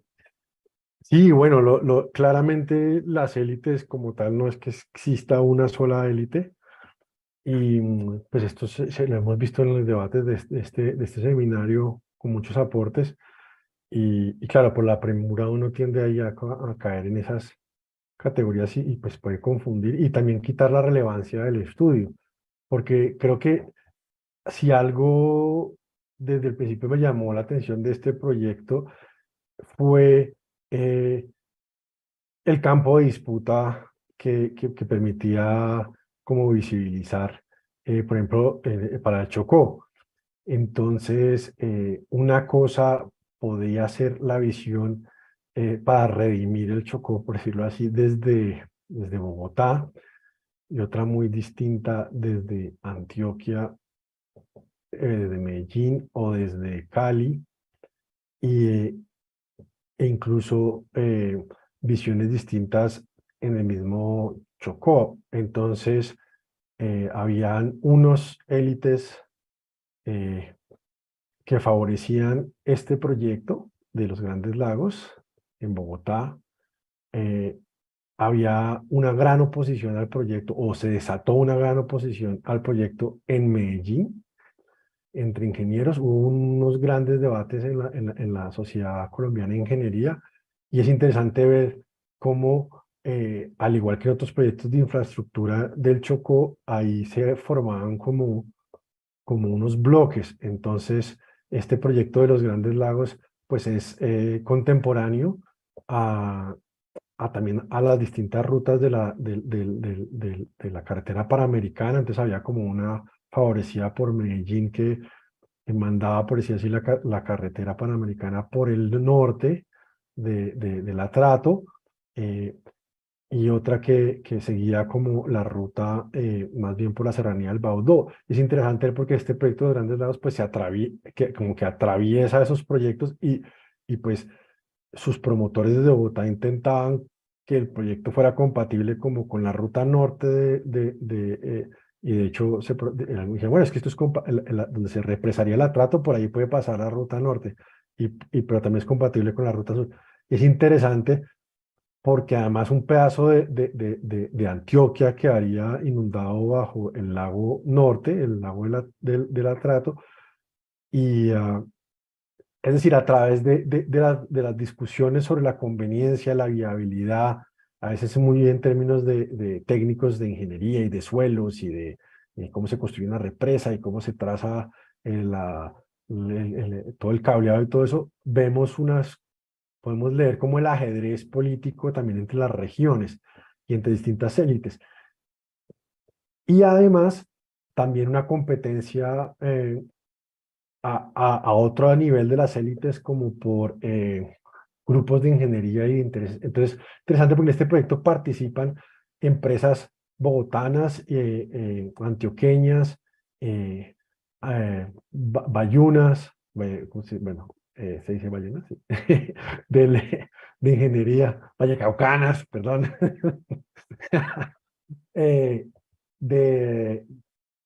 de ingeniería, y es muy interesante porque ese carácter de laboratorio también se ve expresado en que muchas de estas empresas que participaron en los estudios de prospección en el Atrato y en el San Juan, como Integral, Ingetec y otras, después participaron y hicieron los diseños de represas que sí se construyeron en la misma época. Entonces hay toda una circulación ahí de experticia, y esto pues atando como la pregunta es un no acontecimiento o un no hecho, pero pero que también le abrió las puertas a otros hechos y a otros eh, proyectos mucho más chiquitos que sí se hicieron y que también estaban en disputa, porque represa del Chocó, estas represas, pues eran costosísimas y de alguna manera se saltaban también como el conducto regular como de la financiación, y pese a que los proyectos estos de los sobrevuelos y todo eso fueron como apoyados y cofinanciados por el BID y por otras instancias, mm, pues también como que pues había una cola también, por decir así, de proyectos en el BID de represas más chiquitas, que igual eran grandes, eh, y que pues cuyos promotores pues también se sintieron como, no, pero ¿cómo nos van a dar a poner a estas represotas si nosotros llevamos haciendo cola por estas otras represas como Urra, etcétera? Entonces hay una cantidad de niveles en los que uno puede ver cómo distintas eh, grupos de élites y distintos grupos de intereses y grupos saberes estaban ahí en competencia. Y tal vez pues me lo pasé muy por la faja en la presentación. eh, pero pues lo interesante es que a veces todos estos que están discutiendo sobre todo esto igual tienen la misma percepción de que estos son como territorios selváticos y ya, por ejemplo, o que son esos territorios políticamente dóciles, sin que tampoco necesariamente lo fueran. Yo pasé muy por encima entre las imágenes, ahí una de las pocas publicaciones que encontré producidas en el Chocó en el momento, y es muy interesante porque eh, pues cuestionan un poco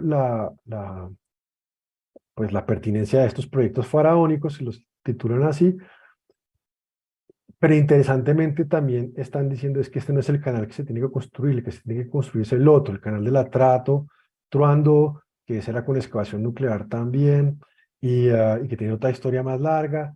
Y por un lado, y a veces también decían, es que esto no lo tienen que construir los norteamericanos, sino esto tiene que ser, porque no los soviéticos, por ejemplo. Entonces es interesante que hay un montón de discusiones, pero a veces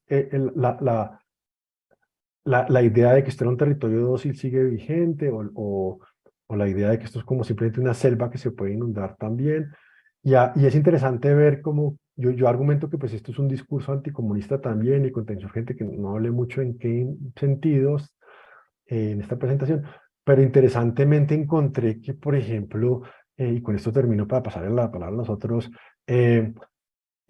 Salamea, bueno, no era propiamente comunista, pero digamos que era calificado como un filo comunista, y encontré que, por ejemplo, criticaba este proyecto, eh, pero sobre todo porque había una participación como norteamericana allí, que no era un proyecto colombiano, y también sugería que este proyecto, porque no se le podía cofinanciar con los países del este, y que porque no se hacía con Francia, y incluso sugiere que, pues, que la Unión Soviética también. Entonces,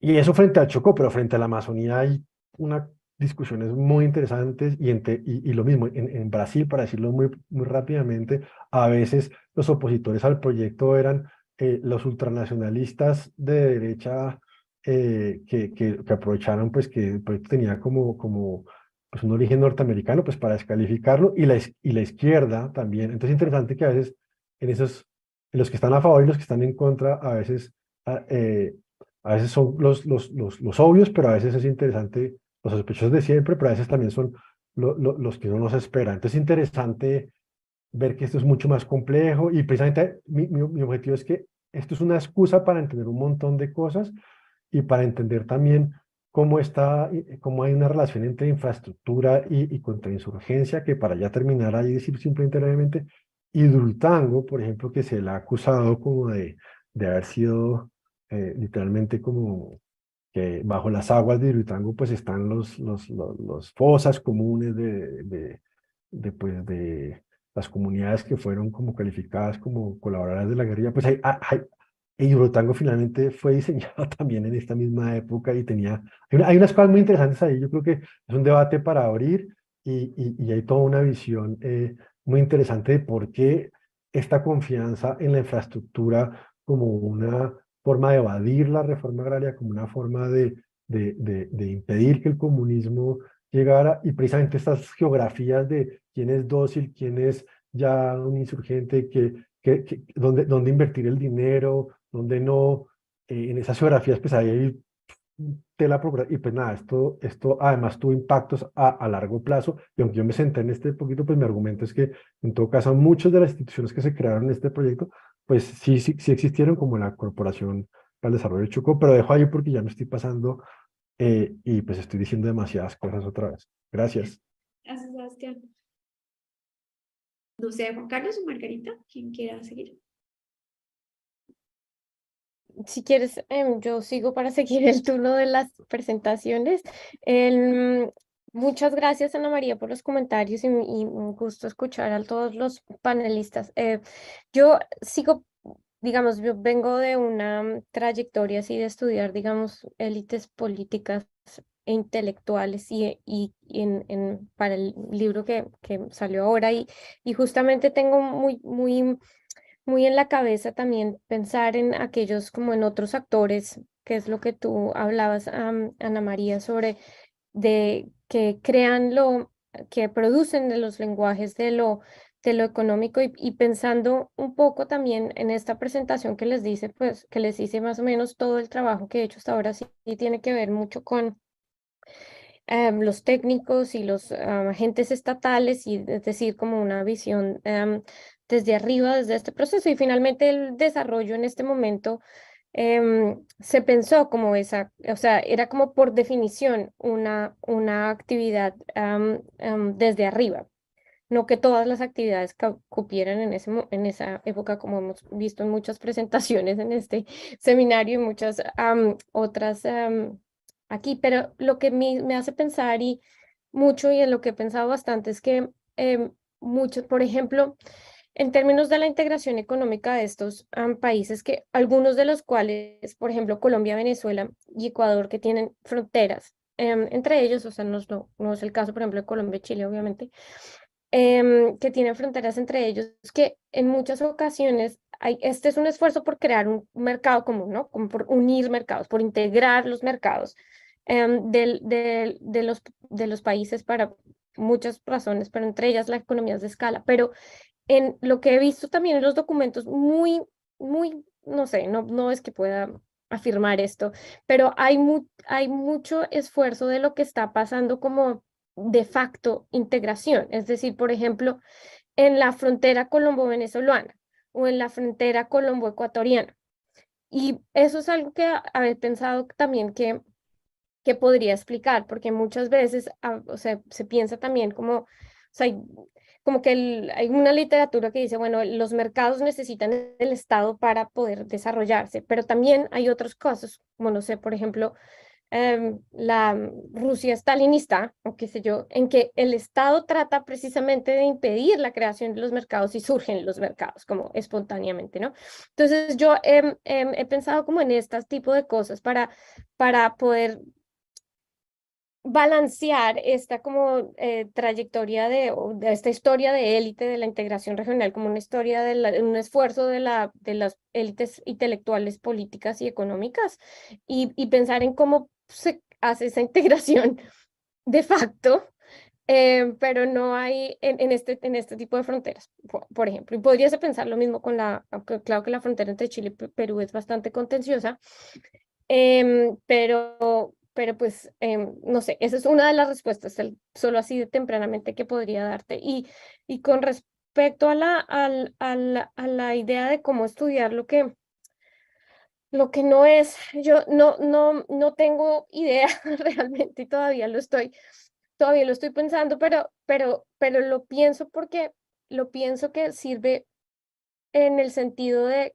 tal vez como un poco lo que estaba mostrando hoy, visto a la luz de otras cosas y por los caminos que abre. Entonces, en términos de otros proyectos que ven estas continuidades, además del Pacto Andino, que permiten ver las continuidades del desarrollo, yo estoy pensando en una historia como de América Latina en general, y entonces, por ejemplo, me interesa pensar también los proyectos sobre inflación y reforma monetaria y reforma cambiaria y como iniciativas Y la inflación es otra de esos proyectos, de esas políticas económicas que da mucho para entender los lenguajes económicos, no desde arriba. Y es otro de los proyectos que tiene bastantes continuidades entre la era del desarrollo y la era, digamos, neoliberal en los 70s, 80s y 90s, no en Colombia, pero estoy pensando en cosas en Brasil y sobre todo en Brasil y Chile en algún momento, pero voy a dejar ahí. Gracias, Margarita. Juan Carlos. Sí, pues muchas gracias, Ana María, por tus comentarios y la pregunta, las preguntas que nos haces, pues me llevan a algo que no está dicho en el texto, pero que explícitamente, pero que es algo que está implícito y es lo siguiente. Eh, en 1990, cuando se hace la apertura, entre finales finales del 89 y los comienzos y el comienzo de los 90, prácticamente hasta el año 94, o sea, en el gobierno de Gaviria, ha ocurrido un fenómeno y es que todo el grupo sobre todo de economistas del gobierno, de nuestro gobierno, eran economistas en aquel entonces muy jóvenes, incluido el presidente de aquel entonces. Ellos establecieron un relato que era todo lo de atrás fue malo. Uno de los críticos de ese relato va a ser el hoy ministro de Hacienda, José Antonio Campo. Y él en aquella época había escrito un libro con otro grupo de economistas de América Latina que se llamó La industrialización, la leyenda negra, ¿cierto? La leyenda negra de la industrialización. Y es un balance de las economías latinoamericanas. Es como la respuesta a ese proyecto de apertura económica, y es decir, era en ese momento decir, bueno, la cosa no está tan mal, no es cierto, eso no pasó así, ¿cierto? Yo estoy de acuerdo con eso, me parece y los datos dan la razón. Digamos, me ceñí mucho a la idea del 50-90, no quise pasarme hacia los 90 porque eso me llevaba por un camino más, más complejo, pero digamos, ahí está la idea de, este es el proyecto económico, este proyecto económico de la industrialización por sustitución de importaciones, que es un proyecto derivado de la práctica económica y que luego la CEPAL lo va a teorizar, ¿cierto? Y le va a dar cuerpo, le va a dar una forma, ¿cierto? Y Colombia está, digamos, entre los países que está como en la mitad de ese proyecto. Entonces, los más proteccionistas, por ejemplo, eran Brasil, México, Argentina, ¿cierto? Pero Colombia no era tan proteccionista como esos países. Era más bien un proyecto intermedio. Entonces, pero posteriormente, ya en años más recientes, ha habido algunas publicaciones del Banco de la República que enfatizan en esa primera tabla que no mostré aquí en la presentación, pero que está en el texto, donde hablo de los indicadores económicos, de las tasas de natalidad, de mortalidad y tal. El equipo del banco, pues lo ha hecho muy bien, pero ha hecho creo que ellos han sobreestimado, es lo que yo llamo el vaso medio lleno. Para ellos el vaso está rebosante, lleno, y mejor dicho, Colombia es el mejor país del mundo. El modelo económico de Colombia está full. Redujimos la natalidad, hay gente más educada, mejoró la salud. Sí, todos esos indicadores han mejorado. Sí, todo eso mejoró. Pero a ellos se les olvida que hubo la guerra de mediados de siglo, que después vino la guerra de final del siglo XX, en fin. Entonces, me estoy ubicando en este periodo y quiero mostrar, digamos, de alguna manera, no solo sus virtudes, pero también sus defectos. Y desde el punto de vista de la idea de los mercados, lo pongo así, y traje pues a colación una autora allí que me ayudó a ver este problema, pero la idea es, no quiero, digamos, no estoy diciendo que haya que ser proteccionista, o sea, quiero salir del discurso de proteccionismo o liberalismo absoluto. No, me parece que esa discusión no nos devuelve otra vez allá a ese tipo de discusiones, y es como tratar de plantear un nuevo lenguaje, un lenguaje que nos lleve y nos invite a ver otras miradas. Esa es como la idea, otras miradas sobre el periodo con y tratando de ver, digamos, las potencialidades que puede tener, digamos, este tipo de análisis, ¿cierto? Entonces, lo que pasa con la Tierra, por ejemplo, es una tragedia. O sea, estamos inmovilizando un activo que desde el punto de vista de cualquier economía moderna, pues, a ver, eso, la Tierra es para comprarla, venderla, utilizarla, arrendarla, en fin. No, aquí esas cosas no se hacen, ¿sí? Entonces, digamos, esa es una primera razón. Lo segundo, lo que tú dices sobre si hubo un intento, digamos, de crear una sociedad de consumo. La respuesta yo diría que sí, sí. De hecho, lo primero que se reemplazó fueron justamente eso, los bienes cotidianos que la gente consumía. ¿Sí? O sea, aquí se importaban los textiles, aquí se importaba la crema dental, aquí se importaba todo. Todos los bienes cotidianos se importaban. Y lo que ese primer intento es por salir de eso y producirlos localmente. ¿Sí? Y en efecto, digamos, el proyecto se mantuvo y se sostuvo hasta comienzos de los 80, ¿sí? Al punto que en la segunda mitad de los 80, finalizando los 80, la industria logró exportar. Y y hay un momento en que se convierte, es el que exporta más, pero es un pequeño momento. Y llega la apertura y llega la ideología neoliberal y eso se acaba.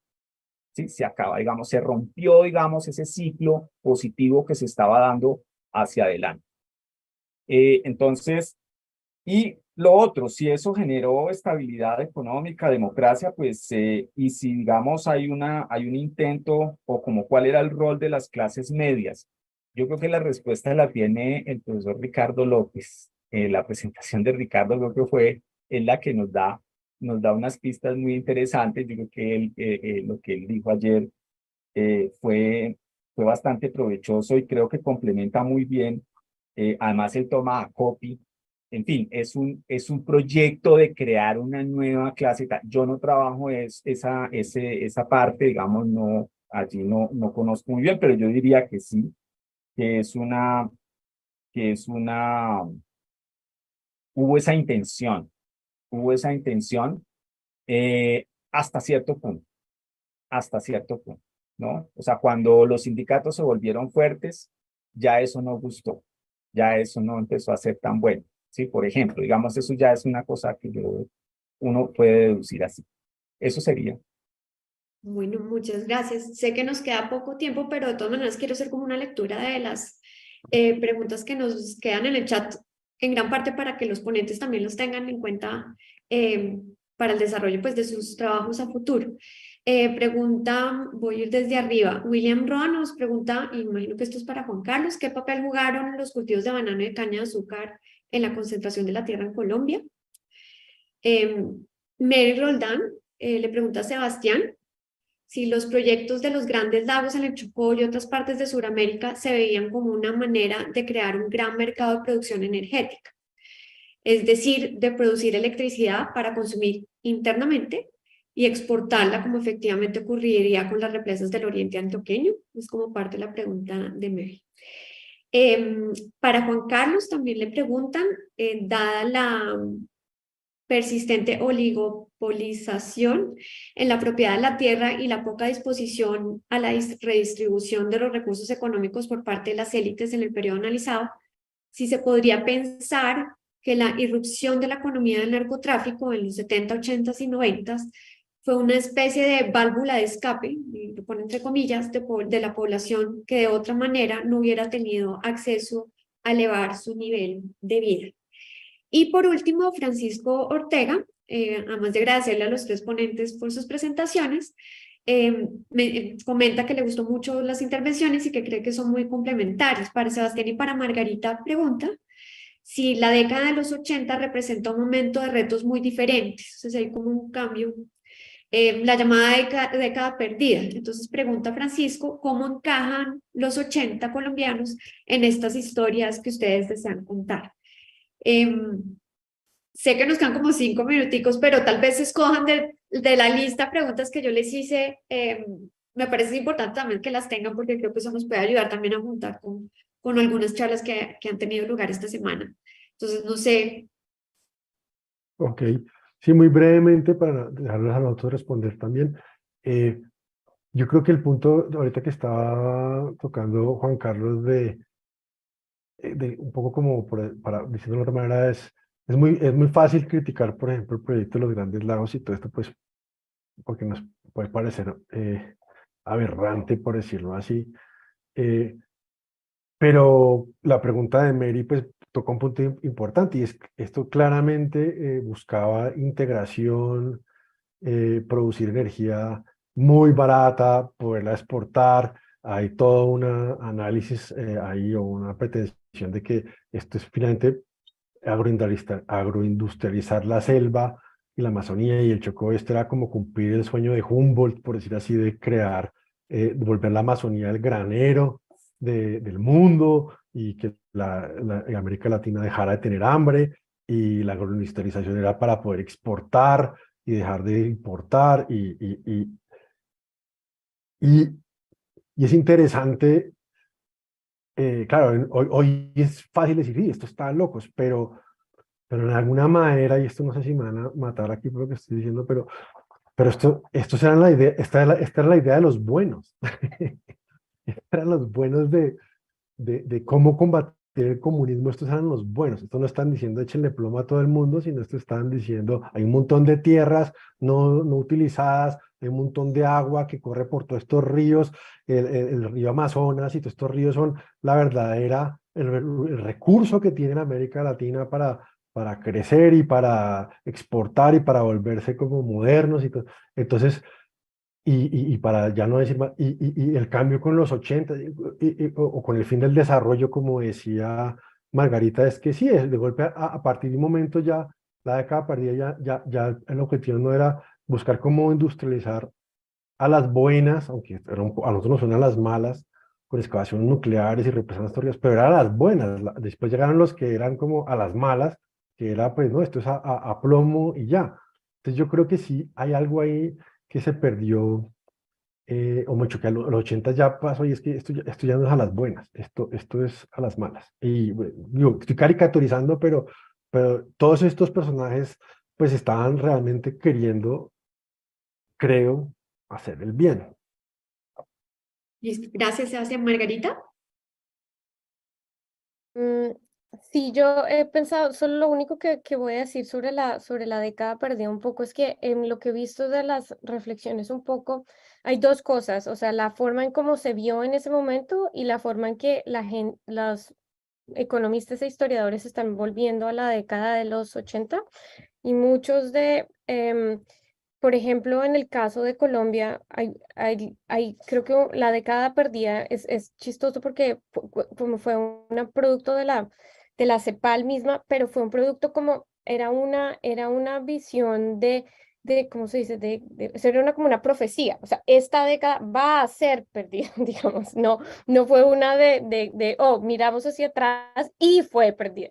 Entonces creo que esa tensión a mí me gustaría explorar un poco más en la década de los 80 porque la visión que se tiene a comienzos de los 80 de la que pasa a finales de los 80 es muy distinta de dónde está no solo la economía colombiana, pero la economía latinoamericana. Y Colombia tiene una historia diferente de la historia de Brasil, por ejemplo, de Brasil y Argentina y Chile. Muy afectados por la crisis de la deuda. Entonces, Colombia no tuvo ese mismo efecto, digamos, o sea, no quiere decir que fue, o sea, creo estaba leyendo un poco que Ocampo decía que era un efecto de por vecindario, era por estar ahí, no porque estuviera más peor mal como los otros, digamos. Entonces, como que quisiera explorar un poco más, o sea, hay mucho que decir de eso, pero lo voy a dejar ahí. Muchas gracias, Margarita. Juan Carlos. Sí, no, sobre el tema de los productos, sobre el banano y la caña de azúcar, yo creo que en esos dos casos fue un efecto muy localizado. Realmente el banano no sería un caso de, de concentración de la tierra, por el contrario, esta es una combinación de uso de pequeños campesinos contratados por donde se contrata su producto por la United Fruit. Digamos, es una relación, es más un enclave.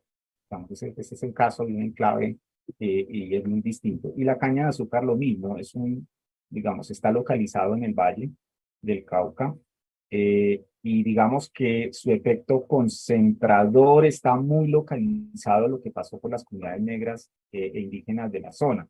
Y más bien es después, ya en tiempos muy recientes, que la caña de azúcar se ha sido, digamos, un asunto muy distinto ya en la oligarquía.